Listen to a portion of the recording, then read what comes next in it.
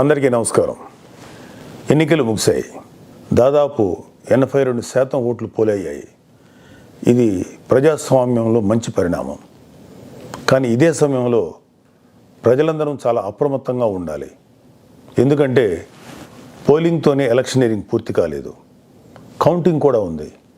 ఓటమి కళ్ళ ముందు కనిపించడంతో వైసీపీ అసురగణం ఎంతటి అరాచకానికి ఒడిగొడుతుందో పల్నాడు, తాడిపత్రి, తిరుపతిలో చూసాం. సైకోపాత్ అనే మాట మనం వింటూ ఉంటాం. ఈ జగన్మోహన్ రెడ్డి కూడా ఆ కోవలోకి వస్తాడో లేదో తెలియదు, కానీ ఖచ్చితంగా అతను ఒక సోషియోపాత్. ప్రజలను కులాలుగా, వర్గాలుగా, పార్టీల వారీగా విడదీసి చిచ్చులు పెట్టి ఆనందించే రకం. అతనిలో ఆ మానసిక స్థితిని మొదట్లో ఎవరు గుర్తించలేకపోయారు. ఆ వ్యాధిని తన అసురగణానికి కూడా అంటించాడు. ఈ సోషియోపాత్ మానసిక స్థితి రోజు రోజుకి ముదిరిపోయింది. ఓటమి కనిపిస్తుండటంతో వైసీపీ ముఠాలు ఉన్మాదంతో ప్రజల ఇళ్ల మీద పడి అరాచకం సృష్టిస్తున్నాయి. మాచర్ల వైసీపీ ఎమ్మెల్యే సంబంధీకుల ఇళ్లలో పెట్రోల్ బాంబులు దొరికాయంటే ఫలితాలు వచ్చాక వీళ్ళు ఎంత రాక్షసత్వానికి తెగబడబోతున్నారో ప్రజలు గ్రహించాలి.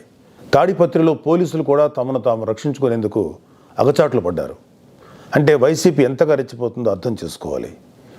వైసీపీకి ఓటు వేయలేదని తెలిసి ఇళ్లలో చొరబడి మహిళలను, పిల్లల్ని అందరినీ చావుగొట్టే పైశాచికత్వాన్ని పెంచింది ఎవరు? ఖచ్చితంగా ఈ జగన్మోహన్ రెడ్డి అనే చెప్పాలి. విశాఖపట్నంలోని కంచరపాలెంలో ఓ కుటుంబం కూటమి అభ్యర్థులకు ఓటు వేసిందని తెలిసి వైసీపీ గుండాలు ఆ ఇంట్లో మహిళలను, చదువుకుంటున్న పిల్లలపై దుర్మార్గంగా దాడి చేసింది. గర్భంతో పుట్టింటికి వచ్చిన మహిళపైన తీవ్రంగా దాడి చేశారు. అంటే వైసీపీ రాక్షసత్వం ఏ స్థాయిలో ఉందో తెలుసుకోండి. ఇలాంటివన్నీ తెలుసుకొని చిక్కటి చిరునవ్వులు చెందించే వ్యక్తిని ఏమనాలి? మహేష్ బాబు స్పైడర్ సినిమాలో విలన్ సూర్య గుర్తొస్తున్నాడు కదూ. ఉత్తరాంధ్ర నుంచి రాయలసీమ వరకు ఎన్నికల అనంతరం హింసను ప్రేరేపించడంలో వైసీపీ ఓటమి కనిపిస్తుంది. రాబోయే ఓటమిని కప్పిపుచ్చుకునేందుకే ఈ దాడులు చేస్తుంది. ఈవీఎంలు భద్రపరిచిన స్ట్రాంగ్ రూమ్స్ దగ్గర కూడా భద్రత పటిష్టంగా ఉంచాలి. అక్కడ సెంట్రల్ గవర్నమెంట్ వారిది 3 ఇంచుల సెక్యూరిటీ ఉంది. అయినా కూడా అక్కడ మన కూటమి పార్టీల ప్రతినిధులు నిరంతరం పహరా ఉండాలి. ముఖ్యంగా మన జన సైనికులకి, వీర మహిళలకి నా అభ్యర్థన ఏంటంటే, ఎక్కడైతే జనసేన పోటీ చేసిన ప్రాంతాల్లోని ఈవీఎంస్ భద్రపరిచిన స్ట్రాంగ్ రూమ్స్ ఉన్నాయో అక్కడ మన జన సైనికులు వాలంటీరింగ్ చేసి కాపులాగా కూర్చోవాలి. ఈ అవకాశాన్ని ముఖ్యంగా మనం వదులుకోవద్దు, వాడుకుందాం.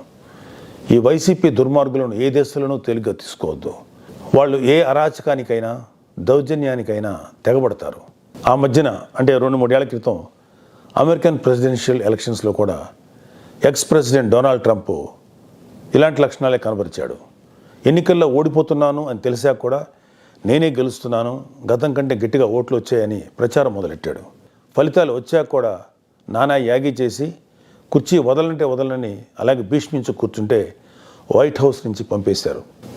దాదాపు ఇలాంటి లక్షణాలే మన ఆపద్ధర్మ ముఖ్యమంత్రి జగన్మోహన్ రెడ్డి కూడా ప్రదర్శిస్తున్నాడు.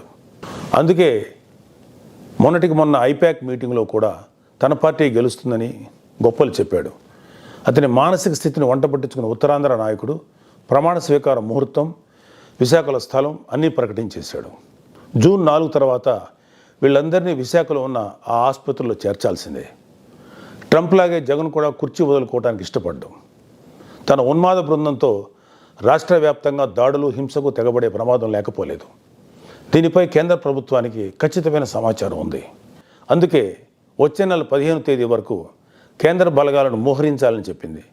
మన వంతుగా కౌంటింగ్ ముగిసే వరకు కౌంటింగ్ కేంద్రాల దగ్గర, పార్టీ కార్యాలయాల దగ్గర కూటమి శ్రేణులు అప్రమత్తంగా ఉంటూ ప్రతి కూటమి కార్యకర్త ఈ కేంద్రాలను పర్యవేక్షిస్తూ ఉండాలి.